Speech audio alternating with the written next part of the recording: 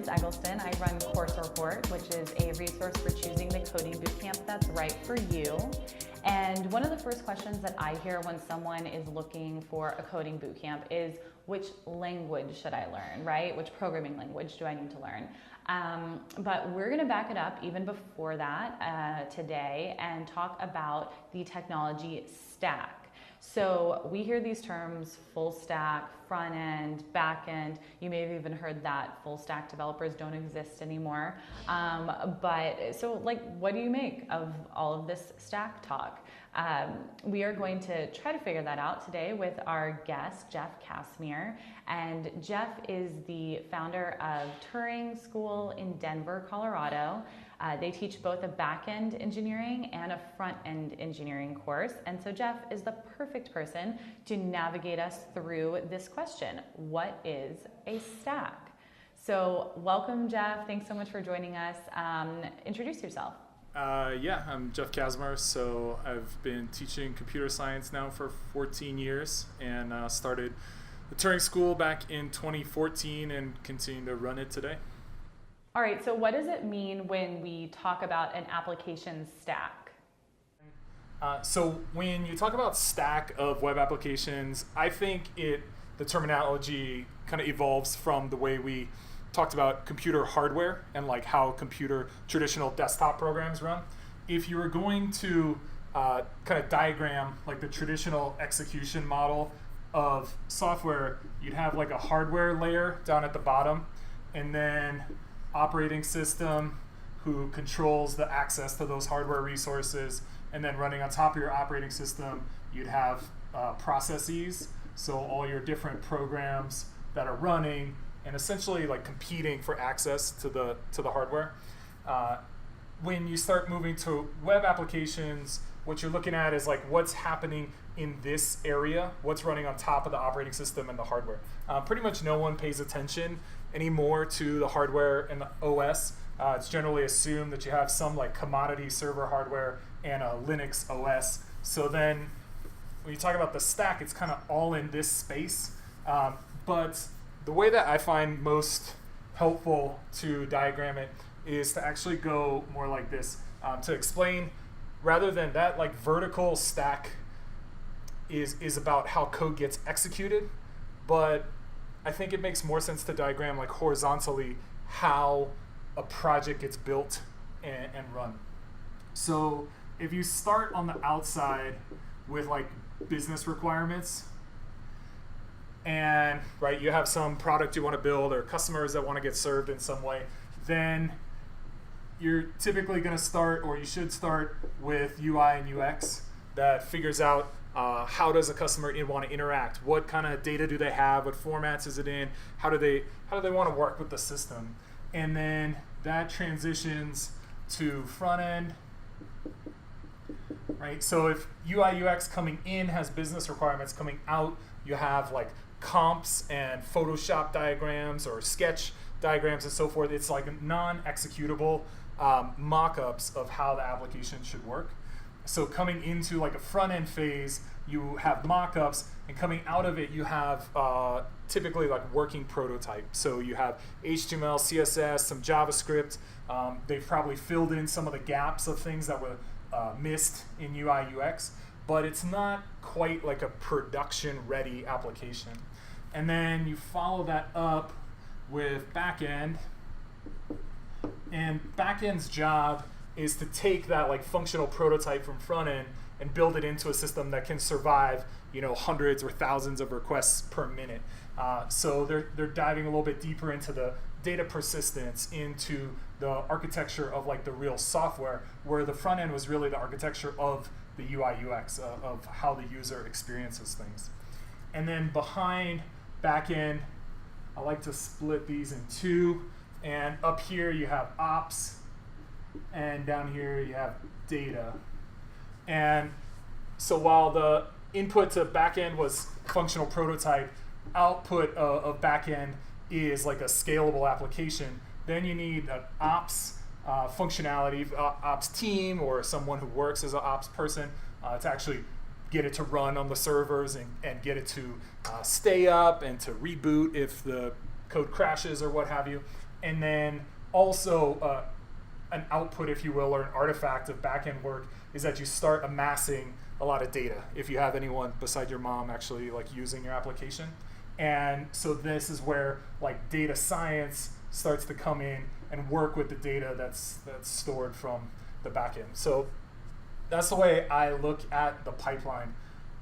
Business requirements gets turned into functional prototype, gets turned into like production, functional prototype here, and then scalable application here, and then like dealing with data and scale at large levels.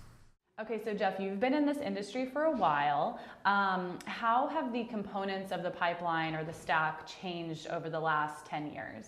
Yeah, so I think, I guess one of our subtexts, right, is like, I don't really believe in the term full stack anymore.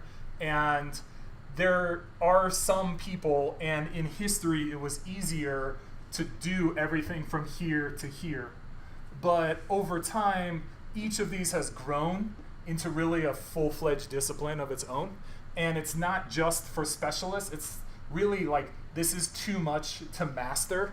You can maybe fumble through, like you could be good at one and survive at a second one, but really there's almost no one who's like quality at UI UX and ops, right? It's like you get like two of the, or maybe it's these two or it's these two, but you getting the full, what's truly to me like a full stack engineer would be able to do all these things. And in the modern web applications, they're so complicated. You know, up here at front end has like grown where 10 years ago, this front end was so small. Like it was just HTML. Like there was a time before CSS, right? So there was like almost nothing here. And then CSS, it grows. And then actually using JavaScript for more than like making sparkles on your mouse cursor. All those things keep growing. Now we have React and Angular and all that. And this is like a really full-fledged discipline. At the same time, it's true of UI UX that like it used to be the case that a back-end engineer might be expected to knock out like a decent UI and user experience.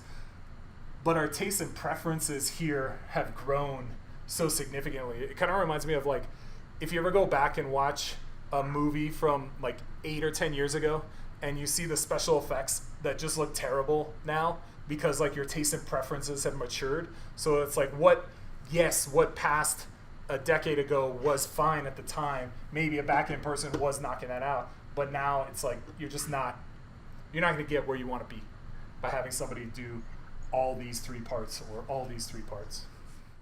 So you've diagrammed out everything that it takes to get from business requirements to completing a project. How does that compare to how an application is actually developed on the job at a real company? Yeah, I think it can vary pretty significantly. Like there are some companies where you're going to have a dedicated team for each of these, and it's going to be a matter of like handing off from team to team. I think what seems in my observation to be the most successful is to have mixed teams when possible, where you have like a design person, a front-end person, one or two back-end people, and often data and ops do run as totally their own thing. And so you'll see like hybrid teams made up of these three, or at least these two, and they get like visits from UI UX as they're lucky, and then they deal with ops and data side when they kind of have to. So maybe being like setting a goal to be a full stack developer is like a good goal to set, but a modern developer is probably going to be more specialized, like more realistically. Yeah. You're not going to be working on every piece of the application. I think that's right. And you can definitely, we'll probably talk about it a little bit later, like it's not a commit to this one and then you're stuck forever. You will see people migrate across, and I have friends that have come in through design and are now like back-end engineers, having gone like this way, and at the same time like back-end engineers who have become front-end engineers. Each is complex enough that like when you move away from one, you're gonna start, like those skills start atrophying relatively quickly, and obviously the libraries and technologies change and so forth. And so I think it's a reasonable goal to have an understanding, like a fluency across the stack that you can speak to the person who is a specialist here and speak to a person who's a specialist here. I think that's very realistic for someone in maybe their first like 3 or 4 years kind of in the job. But actually being like the key person for both this and this, probably not going to happen. So let's dive into what a technology stack really means. What specific languages go into each part of that application stack? So at the front end side here, you've got like Photoshop, Sketch, and like whiteboards and paper and stuff. And that's awesome. And then on front end here, obviously we've got HTML, I should say, obviously HTML, CSS, and JavaScript. And so within JavaScript, now we have a growing family of technologies, right? So you're gonna still see a lot of jQuery. I'm a big fan of jQuery. I think it's, some people like to knock it now, but like I still think it's pretty awesome. Angular and React, maybe Backbone. I think one thing people don't understand when they're new to the industry is that most apps you're going to work on are old. And so when I say Backbone, there's some people be like, oh, Backbone, what is this, like 2010 or something? But the reality is, like, there are apps that were built with Backbone that have been successful with Backbone and haven't like dumped Backbone. And so if you're entering the industry, there's a decent chance that you get to work on the old code that no one else wants to touch, right? So it's like, oh, we've got these support tickets for the old app. Good luck to you, junior dev. So that's where the JavaScript side, the JavaScript libraries kind of fit in.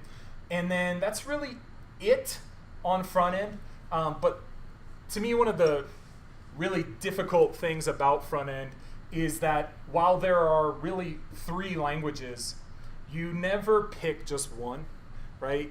In backend, we'll talk about options in a minute, but anytime you're working in a front end context, you're dealing with all 3 of these at the same time. And some of these libraries are kind of advanced enough, they have enough of their own like flavor to the syntax that it feels like a 4th language. And so now you're dealing with 4 languages at once. And that's always difficult. If you imagine like speaking human languages, yes, it's possible to be fluent in multiple languages, but you're not typically like writing 1 paragraph in English, 1 paragraph in Spanish, 1 paragraph in French, and like going back and forth. And that's part of what to me is like really challenging about front end, is there's a lot of context switching and moving between languages, moving between approaches, right? And like HTML has gotten fancier over time. CSS has gotten incredibly complex, and like the animations and just all the pieces you can master to CSS and layer on JavaScript and layer on the libraries. To me, the reason we don't really have full stack developers anymore is because front end has grown from this teeny little slice that could almost be overlooked to now being like a really important and complicated discipline of its own. Then for backend, you got a lot of choices here. So you could do Java, you could do JavaScript with Node, you could do Ruby and Rails, maybe Python and Django. You could do .NET, of course, and those are the main like application technologies. Whichever of those you use, you're always going to have, or I'll say almost always have, SQL or some kind of NoSQL database. Personally, I'm not a big fan of like the NoSQL approach, so I will tend to push towards SQL. With SQL, I think more and more you're seeing Postgres as like the dominant SQL database. You'll also see some MySQL, and if you were in like a .NET context, you would see like MS SQL Server, Microsoft SQL Server, or perhaps Oracle or something like that. Then, not to leave off the last ones here on ops, you're like living in Linux 99% of the time. I guess if you're in a .NET world, you'd be dealing with Microsoft products on the server and Azure and so forth. But most web applications that people in kind of our world go into, they're going to be Linux based. And then from there, it's just like mystery. You're doing all kinds of things, following ancient tutorials from the mid 2000s and stuff, trying to figure out what you need to do. Some technologies that I like in that space are like Chef and Puppet are really cool if you start to get interested there. And then on the data side, it's kind of similarly question marks. There's almost assuredly going to be SQL, but then you have just a quickly growing field of these large-scale databases and so forth, and tools for interacting with them. It's becoming where it's the same kind of process of like front end growing, data is growing too. And I think just a couple years ago it was like run some SQL queries, and now you're a data scientist. And now there's all kinds of like modeling and specialized technologies and Kafka and like cool stuff happening there. Okay, so it sounds like it's gotten a lot more specialized. How do you see it changing into the future? Yeah, I think the evolution, like this expansion, this direction, is slowing down. That none of these disciplines is like, I don't see a way that backend, for instance, like really splits off into just kind of the data access side and application side, or front end. I think the line between UI, UX, and front end is blurry, and there are some folks who will do design and output HTML and CSS and hand that off to a front end dev to do like JavaScript and so forth. So that one's already fuzzy. What I think we're seeing now and will continue to see is more of a vertical change here, where 5 or 10 years ago, you were like on backend, you did one of these things, and now you're gonna have to do multiples, right? We can add in here like some, people might get mad at me for calling them like fringe technologies, but like Go and Elixir, I think, are really neat backend languages that are starting to push their way in to like replace some of these bigger players. And most Elixir devs were something else first, right? So they had mastery of Java and got into Elixir, or Ruby and got into Elixir. And that's what I think we'll see is the expectation moving forward in a world where most apps are dealing with some services or microservices or what have you. You're going to have like a primary app in this language and a secondary app in this other language. And the expectation is that you're going to be able to hop between these and understand what's similar between them, what's different, how do you like ramp up relatively quickly. If you're a JavaScript person who like, you know, started in front end, got into back end, and then now you're expected to pick up some Elixir, like that shouldn't be too tall an order if you're given a couple weeks to like get decent at it. So do you think that the responsibility of at Turing or of a coding bootcamp is to expose students to all of these languages and then let them kind of choose what appeals to them? Or is it to like guide a student down a specific path? Yeah, the approach that we take is to offer a degree of overlap. So if we kind of think up here about like content mastery, the way we structure our backend program is to kind of span this range, which is like 10-15% into front end and 10-15% into ops, so that you get, as a back-end dev, like you can still work with front-end technologies and you can work with front-end engineers and understand what they're talking about, and you make sense to them. In the same way, you should learn a little bit about ops and servers and keeping things up and dealing with multiple requests per minute or whatever. And then the same for us on front-end, that I think a responsible, like effective front-end engineer needs to know 10, 15, 20% of what it means to be a UI UX person and how to work in backend. So like a front-end engineer to me should be comfortable doing a bit of design. Particularly, I mentioned earlier, whenever you have comps coming out of UI UX, there are always little parts that are missing, and you don't want to have to be going back to design every time of like, hey, what does this interstitial page look like, or what does this button look like when it's pressed, and so forth.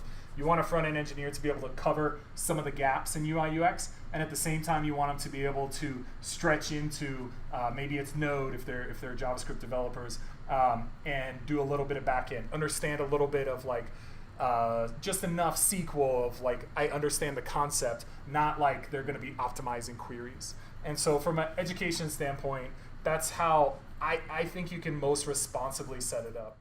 Okay, so how do I know I'm a future boot camper and I'm like in the beginning stages of research? How do I know what stack would be like the right fit for me? Do you counsel people through this? Let's see. So easy one is like data science. From my like anecdotal conversations, and you talk to more people than I do, but what I am told is that the people who are most successful in data science programs already have masters and doctorates in data and statistics and mathematics and so forth. So like if you already put in the years to doing that, then go for a data program and we're done with you. Ops, question mark, I don't see anything that strong yet in the ops space. So then between backend and front end, it's essentially which way do you like facing from this line. If you feel like more connected to, more interested in users and the user experience, the business, like how the business processes run and so forth, I think about it like if you're a person who goes to like Chipotle and admires the like efficiencies with which everything is lined up, right? And you are the person who says your order of salsas in your right to left so that they can do it like scoop, scoop, scoop. You're thinking a lot about process and like there's a home for you in here. And if you think about it in terms of the user and what the user experience is, then coming over to the UI UX or the front end side of things. And if you're thinking about like, I wonder how they know when to like serve up another bucket of corn salsa like just in time so that there isn't a full bucket there, that they're not dumping a quarter bucket and so forth. That's really the back end side of the house, and starting to figure out like you might not know about Chipotle that they actually track their employees and like how many orders get served per minute when they're on shift, and then they schedule their lunch in their high demand spots. They schedule people based on how many orders they typically are able to churn out per minute, and put your highest efficiency people on lunch. And like, if that stuff you're like, damn, that sounds cool, then like this is the side for you. And if you want to be a little bit closer to the user experience, rather than you're over here. And our viewers are probably in the midst of choosing a coding boot camp, usually with a goal of getting a job after they graduate. So could you talk us through the types of jobs or roles or job titles that each parts of the stack like match up with? Yeah. Again, easiest is data, just like data scientist. It's pretty much the only term that's used. In ops, you have like operations engineer or DevOps, and the line between those things is really blurry.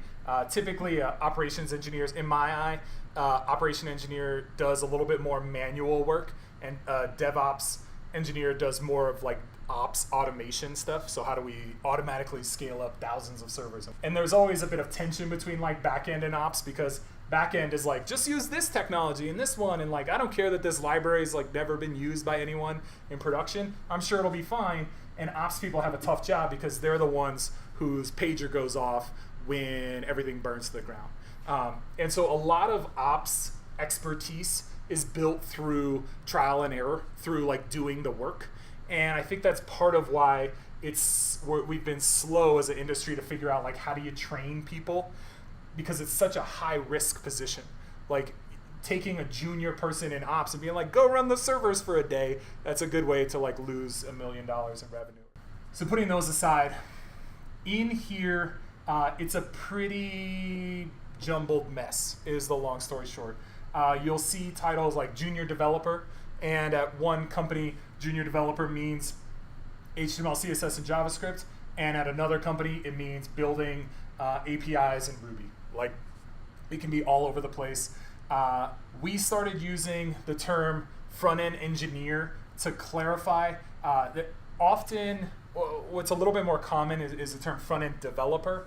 And often front-end developer is slid a little bit to the left here, where they're expected to be more of like 50% UI UX and 50% HTML and CSS, and there's a relatively low expectation on JavaScript. That's kind of like what I see most commonly. But over time, as JavaScript is becoming more and more important, front-end developer is sliding this way, and then front-end engineer to me is saying like, hey, this is not only HTML and CSS, but also JavaScript. For the like modern front-end engineer, I think they anticipate spending the vast majority of their time, like over 80% of their time, in JavaScript. And that can surprise some people. Like we have students sometimes in the front-end program who find that they really love HTML and CSS and doing like design work closer to this side, and they get into JavaScript and they just don't enjoy it that much. And that's okay. That's a job. It's just a job over here. It's not like this front-end engineer job. Back-end jobs, it'll occasionally be labeled like back-end engineer, but I think if it's ambiguous, like if it's just called web application developer or whatever, it's probably a back-end job that expects you to dip your toes into front-end, to be comfortable, following some tutorials or making slight edits to front-end stuff, where front-end, because it's been a mess for a while, those job listings tend to be really specific. Even if the title's vague, in the listing it'll say like, HTML, CSS, JavaScript, and Angular 2.0 or whatever, to draw out exactly what they're looking for. Do you have students that go into product management jobs, and where does that kind of fall on the spectrum?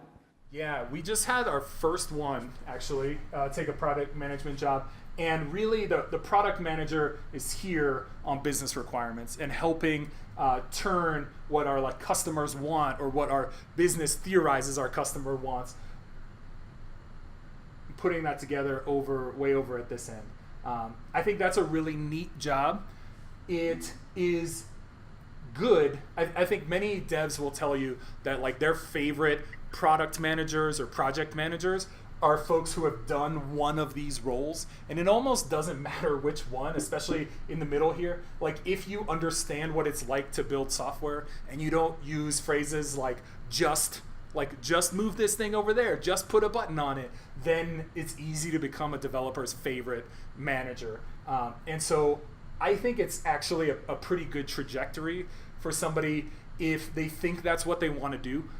I wouldn't do it right away. I would go into a front end or back end job and work in that for 2 or 3 years and get to really understand how those teams work, how products iterate over time and so forth, and then hop out over to that side.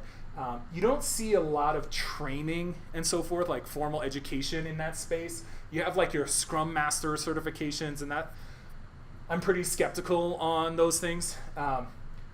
There's nothing there that's going to be nearly as valuable as the lessons like learned in the trenches here. And so if I'm a person who says like, I want to be a product owner, I want to be the person who figures out like what the customers actually want to do and how we're going to do it, I'm going to put the time in here and then hop out. Okay, so you choose to be a front-end developer, back-end, ops, DevOps, data.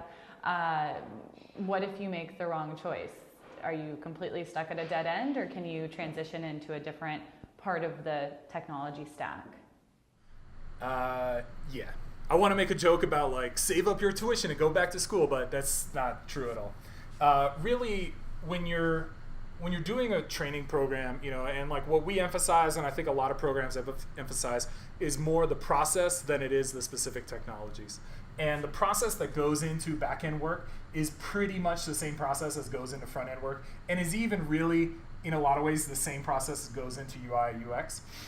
And so this is not a commitment for life at all. We tend to see people migrate more from back-end to front-end than from front-end to back-end. I have to say, I think front-end's like a little bit more fun. You get to like see your results more clearly, and this, there was a feeling or a stereotype for a long time that front end wasn't like real programming, that it was, you were just typing like markup stuff. But that probably was never true, and it's definitely not true now. And so I think people find that while maybe on the outside, like backend appears initially the more kind of programmatically challenging, like the more challenging from a computer science standpoint and so forth, it may or may not be true. Front end has grown to be like complex and interesting and deep on its own. And so I see folks moving from back end to front end. For us, sometimes that's like they've graduated from the back end program and they'll take a front end job. Once in a while, a front end person will graduate and take a back end job. We also occasionally see front end people go into like design jobs with a bit of development. I think design deserves its own education to be done really well. But I think between front end and back end, you can move back and forth pretty easily. So then to be most marketable, you should be specialized and not call yourself like a full stack developer, or not aim to be a full stack developer? Really, to me, when people say full stack, what they mean is a back-end developer who can do a little bit of front end, and maybe, it's actually surprising, I think most developers are pulling back from ops over the last couple of years. Like 5 years ago, you were expected to be able to like deploy your own code on something more than Heroku, and now that's not an expectation for most devs. And so really, to me, when people say full stack developer, what they're probably talking about is kind of from like here to here. It's like back-end plus. Where is there a pipeline missing? Like, where is the most unfilled market demand that you're seeing right now? Yeah. I think we mentioned earlier that ops isn't widely tackled. I think there are a couple options for that, but it hasn't been experimented with very much. With data science, like we've seen programs grow in the last couple years. I'm cautious, or I have questions about the size of that market, of that job market. Like, is it that we needed 1,000 more data scientists, or do we need 1,000 every year? And the jury's still out to me on that. So I think there's opportunity for training in ops that doesn't exist. Data science, I think there are some programs that seem to be getting good results, and like I hope that those are able to continue. In front end and back end, there are, it's difficult to say. You can go, some people will talk about like job availability. And if you go today on, Indeed or whatever, and just search for jobs, you'll find 30,000 listings for Java jobs. And so people will take that and they'll say, see, Ruby's dead. See, Python's stupid. See, no one uses Node because there's 30,000 Java jobs. If you rolled back 10 years, there were also 30,000 Java jobs. There will be Java jobs from here until the end of time. And so if you wanted to say, like, I want to pick a technology that there is a most assuredly to be a job for me now and 10 years from now and 20 years from now, your choices are either Java or JavaScript. JavaScript, while doesn't have like the same industry history as Java, we will be writing JavaScript 50 years from now. And I can't say that about most any of these backend technologies. So I think JavaScript is a really safe bet. I think Java's a really safe bet. The Java ecosystem, I'm not a big fan of, and like Oracle at the captaincy of that ship is questionable to me. I have a hope that one day another company like Red Hat or somebody will buy Java away from Oracle and be better community stewards. But yeah, Java has good potential. I think JavaScript and Node, despite my like early hating on Node, I think it's like growing into a healthy ecosystem and some neat things happening there. Ruby and Rails, is obviously huge in the bootcamp space. It's not as like cute as it was a couple years ago, and it doesn't like catch people's eye, but it is very established now. And when we talk to enterprise companies that are hiring people in large numbers and so forth, Ruby and Rails is still like a fringe technology to them that they're excited to get to start using. Not to mention that the successful apps of the past 5 years, whether they're Rails or Django or Node or whatever, we're going to be dealing with those for a long time. I think it's pretty hard to get to hit a dead end in any of these. Go in Elixir, to me, it's too early unless there's like a particular company or particular niche that somebody wants to get into. I would love for our backend program to one day focus on either Go or Elixir, but I don't think it's a responsible choice yet for our students to say, hey, we're going to graduate 250 people a year into this technology. There aren't that many jobs yet. And then the outlier to me here is .NET, where I'm not a huge fan of closed source ecosystems, and .NET is maybe technically open source, but it's really very closely steered by Microsoft, and that's always made me uncomfortable. I'll say that Microsoft is becoming a lot better and a lot more progressive over the past couple years. They're doing some really neat things with supporting open source and hiring and all kinds of stuff, so that might change. But I don't think out of like this set and these, you can't go wrong.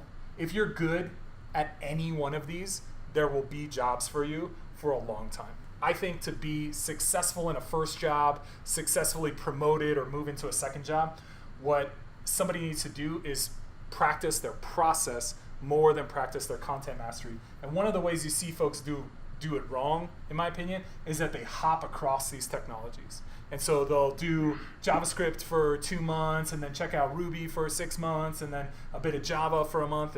And that's neat if you're trying to sample like a buffet and just see if anything speaks to you. But if you're trying to get employable, that's not the way to do it. You pick one, you more or less stick with it, because the content itself doesn't matter. If you study .NET and you get good at building .NET apps and then you want to get a Python job, you can do it. And it's like a matter of a week or two of learning just enough Python that you can show off the process you've developed. If you have a strong process of building software, you're employable across this whole pipeline. Well, thank you so much, Jeff, for being here and giving us a primer on the technology stack. I think that I've learned that in this industry, it is nearly impossible to be a full stack developer. And that was an amazing introduction to all of the options that a student has when they're going to specialize in something that they're really passionate about. So thank you for being here, and thank you for tuning in. We will post this video along with the full transcript on Course Report, and we will put a link to that in the description below. Thanks.